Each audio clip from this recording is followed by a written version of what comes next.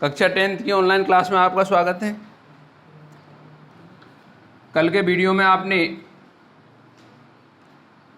प्रश्नावली विविध 9 के क्वेश्चन नंबर 18 तक किया है।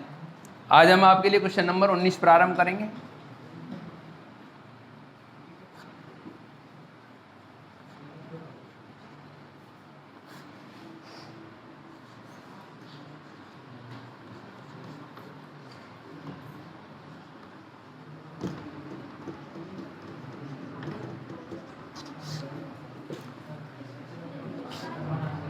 प्रश्नावली विविध है, विविध डाल देते हैं। 9 क्वेश्चन नंबर 19।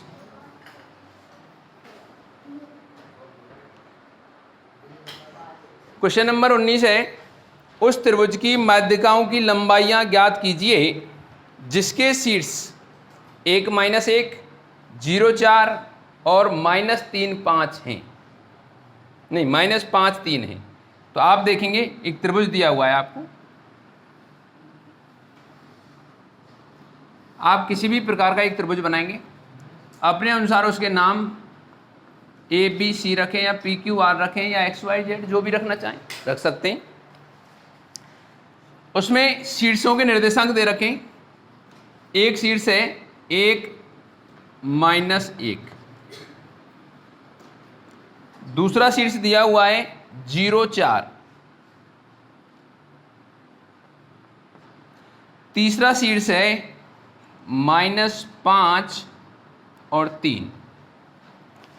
प्रश्न में पूछा गया है उस त्रिभुज की माध्यिकाओं की लंबाई ज्ञात कीजिए।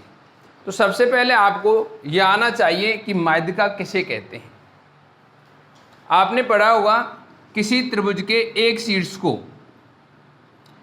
उसकी सम्मुख भुजा, अब ए शीर्ष लिया जाए तो सम्मुख भुजा हो गई BC, सम्मुख भुजा के मध्य बिंदु, अब इसका मध्य बिंदु लिया जा रहा है D, BC का मध्य बिंदु D से मिलाने वाला रेखाखंड माध्यिका कहलाता है। उन्हें सुनेंगे परिभाषा माध्यिका की, त्रिभुज के किसी शीर्ष से उसकी सम्मुख भुजा के मध्य बिंदु को मिलाने वाला रेखाखंड माध्यिका कहलाता है। माध्यिका त्रिभुज को 2 समान क्षेत्रफल वाले भागों में विभाजित करती है। ये दोनों भाग बराबर के होंगे। अब ए शीर्ष से लिया जा रहा है तो AD माध्यिका हुई। अगर B शीर्ष से लेंगे तो AC का मध्य बिंदु आएगा E, तो यहाँ माध्यिका क्या होगी BE, और C से लिया जाए तो AB का मध्य बिंदु F लेकर के CF माध्यिका। त्रिभुज की माध्यिकाएं संगामी होती हैं, एक बिंदु से गुजरती हैं या एक बिंदु पर प्रतिच्छेद करती हैं या एक बिंदु पर गले मिलती हैं। तो ये आप देख रहे हैं, ये आपको प्रश्नावली 10 में हम सिद्ध कराएंगे कि त्रिभुज की माध्यिकाएं संगामी होती हैं, अर्थात एक ही रास्ते से गुजरती हैं, एक बिंदु पर मिलती हैं या प्रतिच्छेद करती हैं। ये अगली प्रश्नावली में हम आपको इसका विस्तृत अध्ययन कराएंगे। तो यहाँ पर आपको इतना देखना है, एक त्रिभुज के शीर्ष ABC जिसके निर्देशांक दिए हुए, माध्यिकाओं की लंबाई ज्ञात करनी है। तो त्रिभुज की 3 माध्यिका हुई AD, BE और CF जो आपको ज्ञात करनी है। इनको ज्ञात करने के लिए आपको D, E और F के निर्देशांक प्राप्त करना अति आवश्यक है। और वो कैसे निकालेंगे आप? मध्य बिंदु सूत्र से। तो आप लिखेंगे चूंकि D BC का मध्य बिंदु है,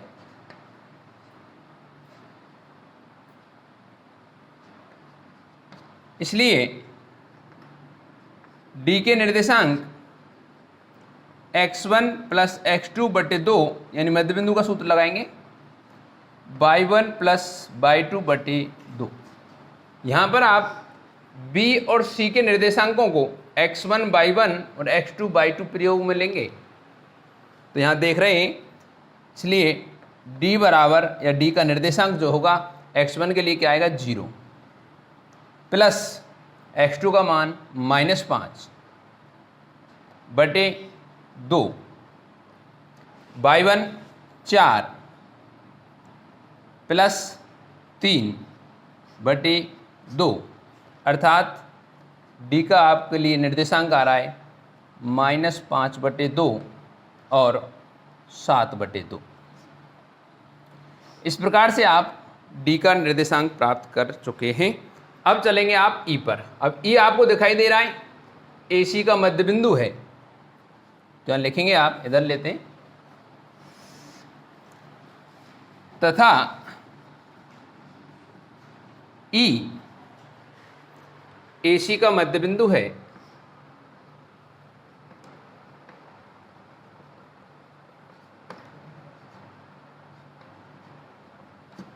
इसलिए ई के निर्देशांक तो x1 y1 हम ए के निर्देशांक लेंगे और x2 y2 सी के निर्देशांक लेंगे। तो यहाँ हम देखेंगे 1 -5/2, इधर आप देख रहे हैं -1 + 3/2 ई के निर्देशांक निकाल रहे हैं।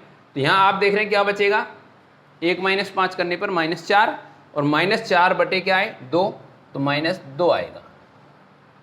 इधर आप देख रहे हैं -1 और +3 है, तो क्या आएगा +2, +2 में 2 का भाग देने पर क्या आएगा 1, 2 एकम 2। एवं यहां आप देख रहे हैं एफ ए बी का मध्य बिंदु है,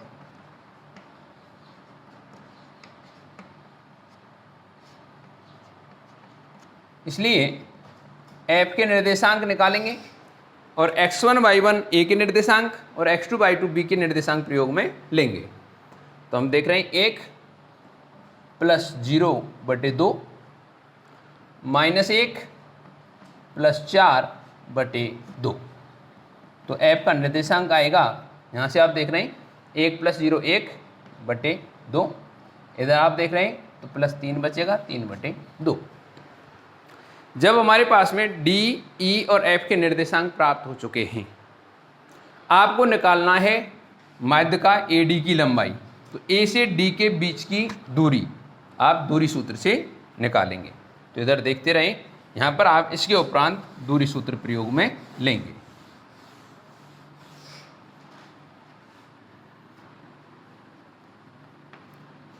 दूरी सूत्र √x1 - x2 का whole square plus y1 - y2 का होल स्क्वायर। इसलिए माध्य का AD अब आपको दूरी सूत्र में A और D से निर्देशांक रखने हैं। तो आप देखेंगे A के निर्देशांक क्या दे रखे हैं और D के क्या हैं। A का है 1 माइनस D का निर्देशांक आपको दिखाई दे रहा है -5/2 और माइनस यहाँ सूत्र में है तो +5/2 का होल स्क्वायर प्लस y1 तो -1 माइनस सूत्र में है 7/2 होल स्क्वायर। इस प्रकार से आप माध्य का AD कैलकुलेट कर रहे हैं। आगे देखते रहें। √ यहाँ आप लघुत्तम से इसको हल करेंगे तो इसका लघुत्तम क्या आएगा, इधर देखेंगे लघुत्तम है 2, इधर 2 + 5 होल स्क्वायर, इधर भी आप लघुत्तम लेंगे तो इनका एलसीएम 2 -2 -7। रूट में आप देख रहे हैं ऊपर बचा हुआ है, जोड़ने पर होगा 7/2 का होल स्क्वायर प्लस इधर देख रहे हैं -9/2 का होल स्क्वायर। इसके आगे आप इधर देखेंगे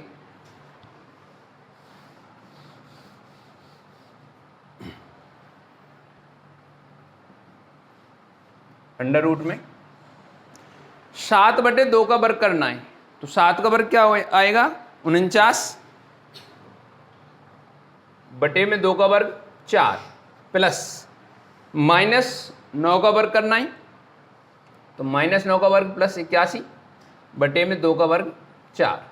यहाँ आप क्या करेंगे रूट में ही एलसीएम लेंगे, 4 आएगा 49 + 81। तो हम यहाँ देख रहे हैं √ में क्या आएगा, जोड़ने पर 81 और 49 जोड़ने पर आएगा 130 बटे में 4। आप ज़्यादा से ज़्यादा 4 का रूट लेके लिख सकते हैं। तो यहाँ पर आप रूट लेंगे तो 130 तो आएगा अंडर रूट में ही, और रूट से बाहर निकालने पर आएगा 2। तो यहाँ पर माध्य का AD की जो लंबाई है वो आ रही है रूट 130 बटे में 2। इससे आगे इसी प्रकार हमें माध्य का BE निकालनी है। तो आपको ध्यान रखना है E का निर्देशांक क्या है। मैं थोड़ा नीचे लिख देता हूँ E का निर्देशांक, क्योंकि अभी प्रयोग में लेना है। -2 1 है,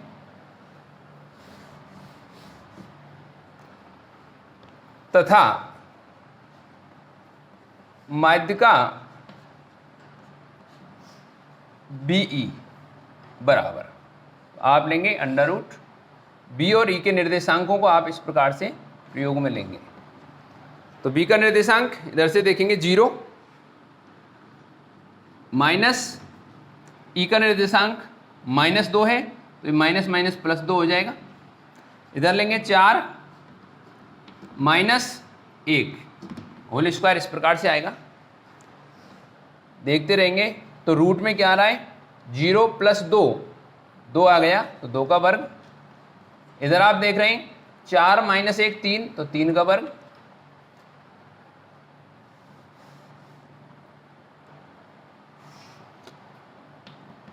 दो का वर्ग करने पर 4, 3 का वर्ग करने पर 9, और टोटल करने पर अंडर रूट 13।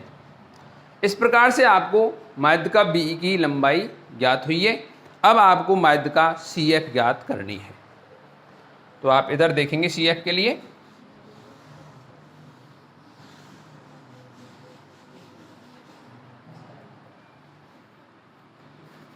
एवं माध्य का CF बराबर, तो अंडर रूट C और F के निर्देशांक प्रयोग में लेने हैं। C का निर्देशांक आपको यहाँ दिखाई दे रहा है -5 3 है, और F का निर्देशांक आपने जो ज्ञात किया है वो मैं आपके लिए लिख देता हूँ इधर। F के साथ लिख रहा हूँ 1/2 कोमा 3/2 है। तो आप यहाँ CF ज्ञात करेंगे। C का निर्देशांक -5 -1/2 होल स्क्वायर। इधर देखेंगे 3 -3/2 का होल स्क्वायर। कैलकुलेशन जारी है। रूट यहाँ आप LCM लेंगे, LCM 2 आ रहा है, तो 5 दूनी 10 माइनस के हो गए, और -1 होल स्क्वायर। इधर आप LCM ले रहे हैं तो 2 आएगा, 3 दूनी 6 - 3 होल स्क्वायर। रूट में चल रहा है तो यहाँ माइनस के हो गए 11/2 होल स्क्वायर। यहाँ आप देख रहे हैं क्या बच रहा है 3/2 होल स्क्वायर। 6 में से 3 घटाने पर 3 बचेगा प्लस का। इससे आगे आप इधर देखेंगे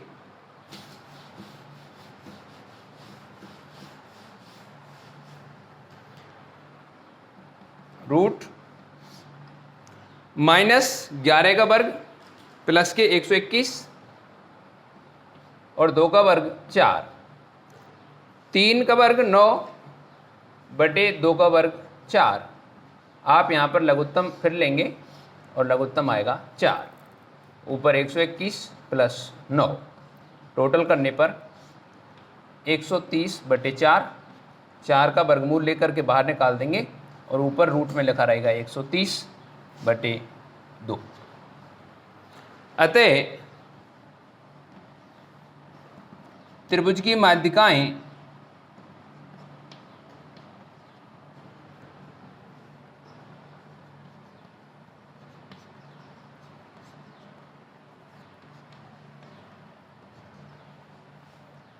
root 130/2 comma root 13 comma root 130/2 हैं। इस प्रकार से इन तीनों की लंबाई ज्ञात की है।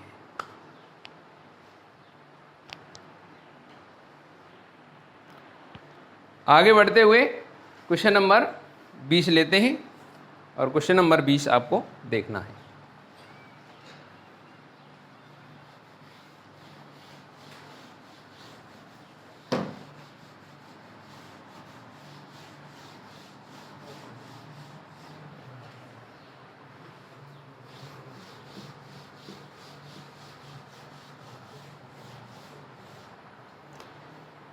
क्वेश्चन नंबर 20 है, सिद्ध कीजिए कि बिंदुओं 5, 7 और 3, 9 को मिलाने वाले रेखाखंड का मध्य बिंदु वही है जो बिंदु 8, 6 और 0, 10 को मिलाने वाले रेखाखंड का मध्य बिंदु। क्वेश्चन नंबर 20 आपको दिया है, इनको बिंदु मान लेते हैं। बिंदु ए 5, 7, बिंदु बी 3, 9, बिंदु पी 8, 6 और बिंदु क्यू 0, 10। प्रश्न में लिखा हुआ है सिद्ध कीजिए, तो आपको सिद्ध क्या करना है?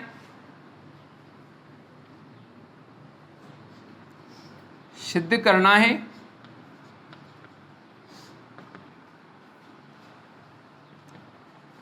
ए बी का मध्य बिंदु बराबर पी क्यू का मध्य बिंदु। इस प्रकार से आपको सिद्ध करना है कि ए बी का मध्य बिंदु वही है जो पी क्यू का मध्य बिंदु है। बराबर सिद्ध करना है, तो आंसर सामने है। इसके लिए आप करेंगे मध्य बिंदु सूत्र।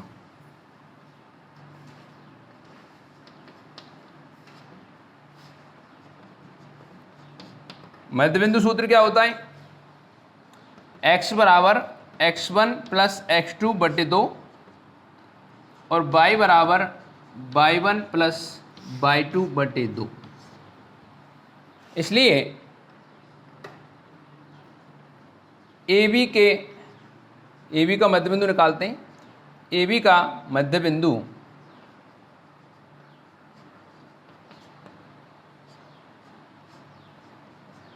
निर्देशांक स्टार्ट। ए और बी के मध्य बिंदु के निर्देशांक लेने हैं, तो यहां पर आप ए के निर्देशांकों को x1 y1 और बी के निर्देशांकों को x2 y2 प्रयोग में लेंगे। तो यहां आप देख रहे हैं x1 का मान क्या है 5 प्लस x2 का मान 3 बटे 2, y1 7 प्लस y2 9 बटे 2। कैलकुलेशन आगे बढ़ाते हुए यहां आप देख रहे हैं 5 और 3 8 हो गए, 8 बटे 2। इधर आप देख रहे हैं 9 और 7 16 बटे 2। तो 8 में 2 का भाग देने पर 4 और इधर भाग देने पर 8। तो ए बी का मध्य बिंदु जिसका निर्देशांक आया है 4, 8। अब आपको निकालना है पी क्यू का मध्य बिंदु।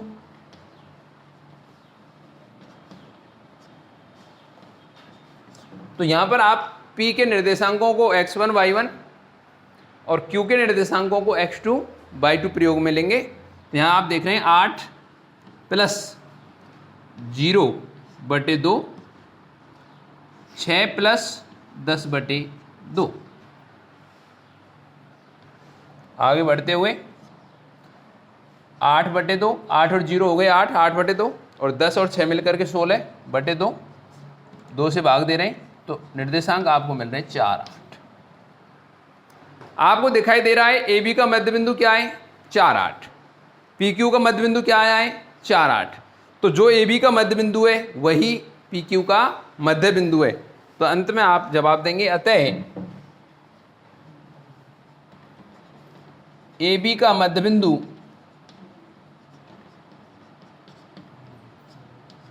बराबर पी क्यू का मध्य बिंदु इति सिद्धम। सिद्ध करने वाले प्रश्नों में आप लास्ट में सिद्ध होने पर आप लिखेंगे इति सिद्धम।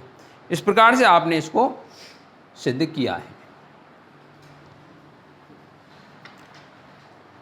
क्वेश्चन नंबर 21 लेते हैं।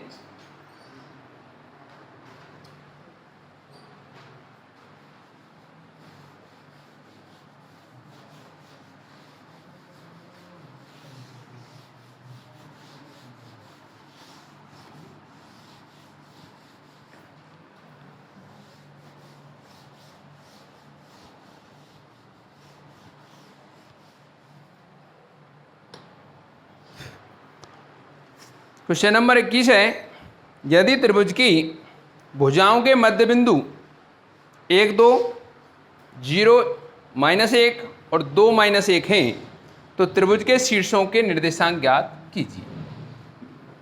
क्वेश्चन नंबर 21, इसमें आपको एक त्रिभुज दिया हुआ है जिसके निर्देशांक दिए हुए हैं A, B और C जिनको माना गया है। इनके मध्य बिंदु के निर्देशांक ज्ञात हैं। तो भुजाओं के मध्य बिंदु क्या है इनकी, आप देख रहे हैं AB, BC और AC। आप ले सकते हैं AB का मध्य बिंदु क्या ले रहे हैं D, BC का मध्य बिंदु क्या ले रहे हैं E और AC का मध्य बिंदु क्या ले रहे हैं F। तीनों भुजाओं के मध्य बिंदुओं के निर्देशांक दिए हुए हैं। प्रश्न के अनुसार D का निर्देशांक क्या दिया हुआ है, आप उसको नोट करेंगे 1 2। अगला जो है अगली भुजा है उसका मध्य बिंदु दिया हुआ है 0 -1 और तीसरी भुजा का मध्य बिंदु दिया हुआ है 2 -1। यहां आपको त्रिभुज के शीर्षों के निर्देशांक ज्ञात करने हैं। उनको हम मान लेते हैं। माना शीर्ष A x1 y1 है, शीर्ष B x2 y2 है और शीर्ष C x3 y3 है। त्रिभुज के तीनों शीर्षों को इस प्रकार से माना गया है।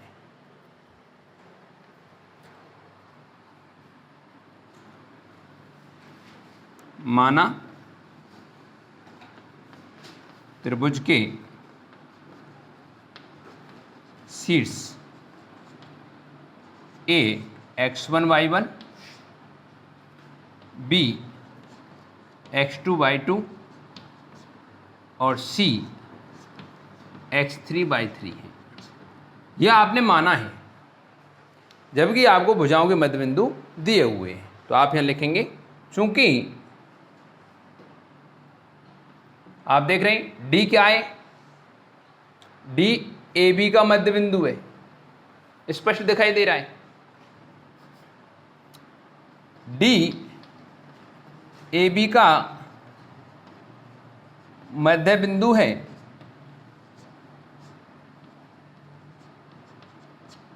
इसलिए मध्य बिंदु सूत्र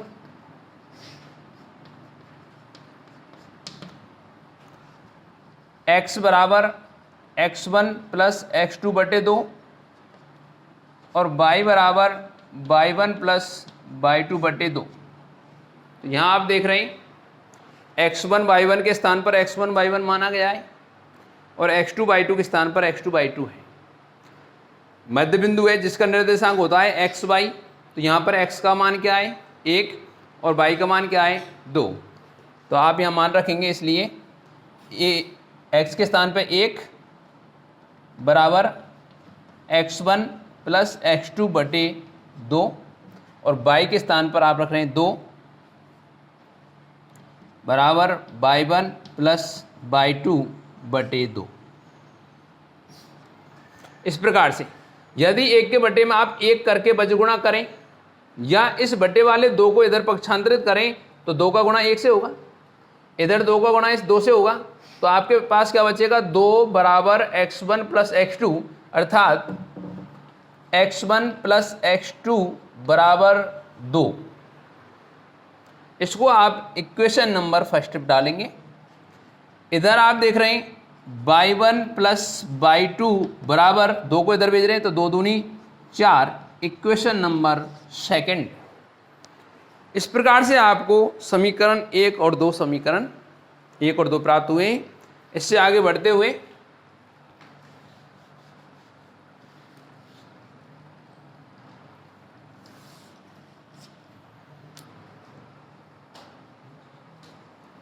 तथा यहां पर आपने कैलकुलेशन की है D से, D AB का मध्य बिंदु है। अब आपको दिखाई दे रहा है E किसका मध्य बिंदु है BC का। तो यहां लिखेंगे E BC का मध्य बिंदु है इसलिए ई के निर्देशांक से लेंगे तो ई का निर्देशांक क्या है 0, तो 0 बराबर, अब बी और सी के निर्देशांक लेने तो x2 प्लस x3 बटे 2, x2 प्लस x3 बटे 2। बाई निर्देशांक लेंगे तो -1 बराबर बाई 2 प्लस बाई 3 बटे 2। उसी तरीके से इसकी भी कैलकुलेशन है, 2 को इधर भेज रहे हैं तो 2 को 0 से गुणा करने पर 0 आएगी, यानी क्या बचेगा आपके पास x2 प्लस x3 बराबर 0। इसको इक्वेशन नंबर 3 डालेंगे। इधर देखेंगे बाई 2 प्लस बाई 3 बराबर 2 एकम 2 किसके होंगे माइनस के, ये समीकरण डालेंगे 4। और आगे बढ़ने पर आप देख रहे हैं एफ AC का मध्य बिंदु है,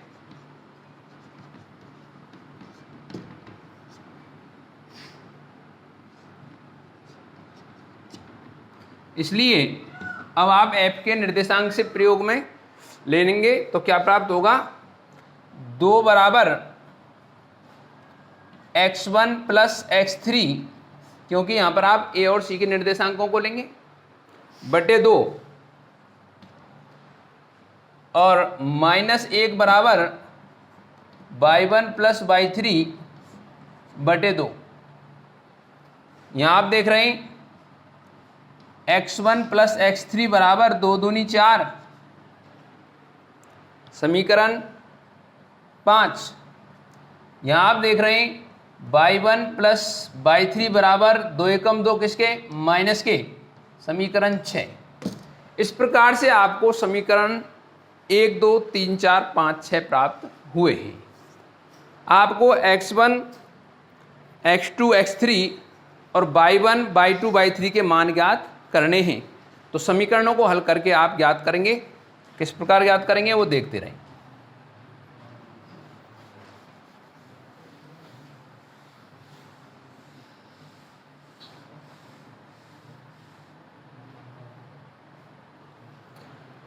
आप देख रहे हैं समीकरण 1, समीकरण 3 और समीकरण 5, ये x में समीकरण है। समीकरण 2, समीकरण 4 और समीकरण 6 ये y में समीकरण है। तो x वाले समीकरणों को एक साथ जोड़ेंगे और y वालों को एक साथ जोड़ेंगे। यहां पर आप लिखेंगे समीकरण 1 प्लस 3 प्लस 5 तथा सेकंड, फोर्थ और सिक्स्थ से, आपको दिखाई दे रहा है बीच में मैंने प्लस चिन्ह लगाया है, यानी समीकरण पहले को, तीसरे को और पांचवें को जोड़ना है और समीकरण दूसरे, चौथे और छठे को जोड़ना है। तो कैसे जोड़ेंगे आप देखते रहें। समीकरण 1 क्या है, x1 प्लस x2 है, x1 plus x2 left hand side में लिखा हुआ है, तो पहले तीनों की लेफ्ट हैंड साइड जोड़नी है। तो समीकरण तीसरा लेंगे तो तीसरे की लेफ्ट हैंड साइड क्या है x2 प्लस x3 और पांचवें की क्या है x1 प्लस x3 बराबर में क्या आएगा, इधर देख रहे हैं 2 प्लस, इधर देख रहे हैं 0 प्लस 4। ये समीकरण पहले, तीसरे और पांचवें के योग से प्रारंभ हो रहा है। योग में आप देख रहे हैं x1 और x1, कितने x1 है 2x1, x2 और x2 2x2, x3 और x3 2x3 बराबर, यहाँ टोटल करने पर 6। या आप 2 से भाग दे सकते हैं और 2 से भाग देने पर यहाँ क्या आएगा x1 plus x2 plus x3 बराबर 3, समीकरण आप डालेंगे 7। फिर आपने तथा लिखा है तो यहाँ तथा आप सेकंड लेंगे तो सेकंड, फोर्थ और सिक्स्थ को जोड़ना है, तो सेकंड की लेफ्ट हैंड साइड कहाँ है, ये रही, बाई 1 प्लस बाई 2 प्लस, इधर देखेंगे तो बाई 2 प्लस बाई 3, और छठवें में देखेंगे by 1 plus by 3, right hand side जोड़ेंगे बराबर लगा के, तो 4, उधर से -2 और छठे में -2। यहाँ आप देख रहे हैं 2/1 प्लस 2/2 प्लस 2/3 बराबर, आप राइट हैंड साइड में देखेंगे 4 -2 -2, तो क्या बचेगा 0। आप 2 से भाग देंगे और लिखेंगे by 1 plus by 2 plus by 3 बराबर 0/2 यानी 0, समीकरण 8। यहाँ तक करने के बाद आपको बिल्कुल सुगम रास्ता दिखाने जा रहा हूँ अभी।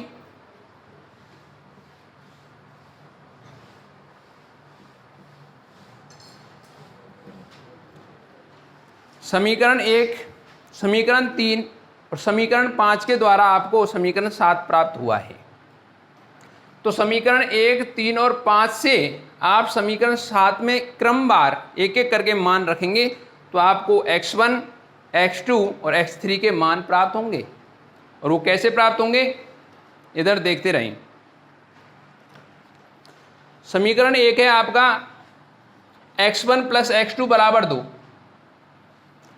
x1 प्लस x2 बराबर 2 है, तो x1 प्लस x2 के स्थान पर आपको क्या रखना है, 2 रखना है। यहां आप 2 रखेंगे तो 2 प्लस x3 बराबर 3, 2 को पक्षांतर कर दीजिए तो x3 बराबर मान क्या आएगा, 3 - 2 यानी 1। तो आप यहां पर समीकरण 1, 3, 5 का प्रयोग समीकरण 7 में करने पर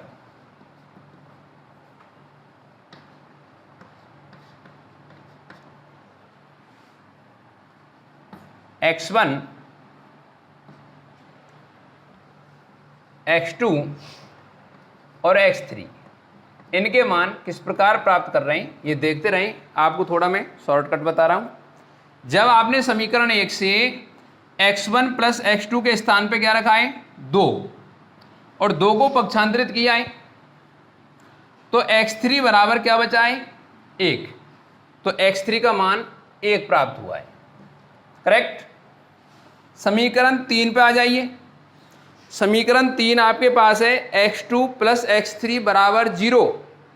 तो यहां आप देख रहे हैं x2 प्लस x3, इसकी जगह पे क्या रखनी है, 0 रखनी है, और इसका मान 0 होने पर x1 में जुड़ेगा तो x1 ही आएगा, और x1 बराबर क्या मान आएगा, 3।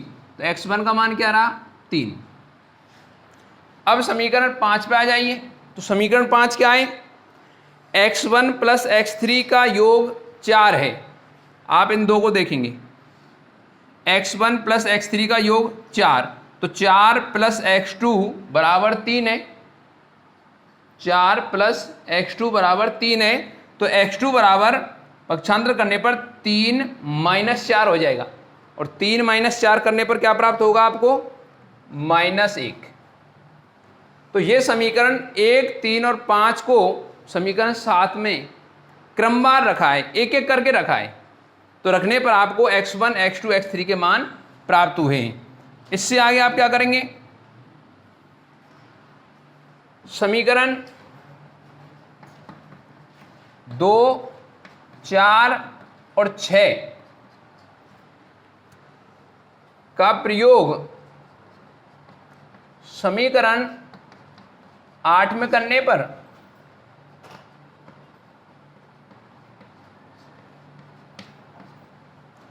तो आपको मान किसके प्राप्त होंगे, y1, y2 और y3 के। कैसे प्राप्त होंगे ये आप देखेंगे। समीकरण 8 आपको दिखाई दे रहा है, इसमें समीकरण 2 है y1 प्लस y2 बराबर 4। तो आप यहाँ देख रहे हैं y1 प्लस y2, इसके स्थान पे क्या रखना है? 4 रखना है। 4 रखते ही आप पक्षांतर करेंगे। यहाँ आ रहा है 4 प्लस y3 बराबर 0, तो y3 बराबर 0 माइनस 4। तो 0 माइनस 4 का मतलब माइनस 4 आएगा, किसका मान? y3 का मान। तो y3 का मान क्या आ गया? -4। समीकरण 4 देखेंगे आप, y2 प्लस y3 का मान -2 है।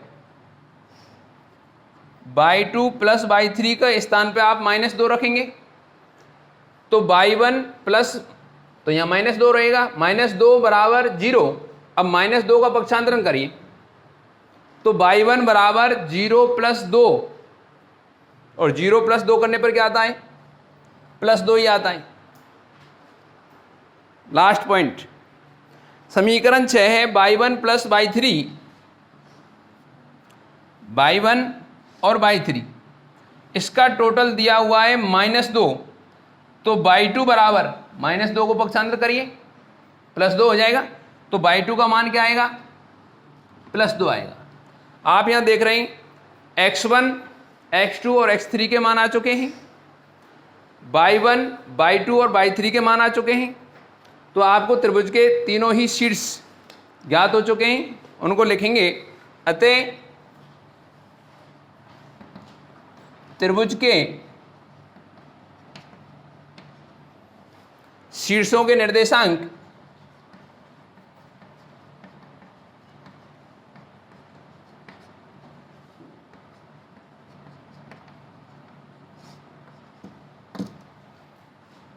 ए का निर्देशांक क्या माना था आपने? x1 y1। तो आप यहाँ x1 y1 के मान रखेंगे।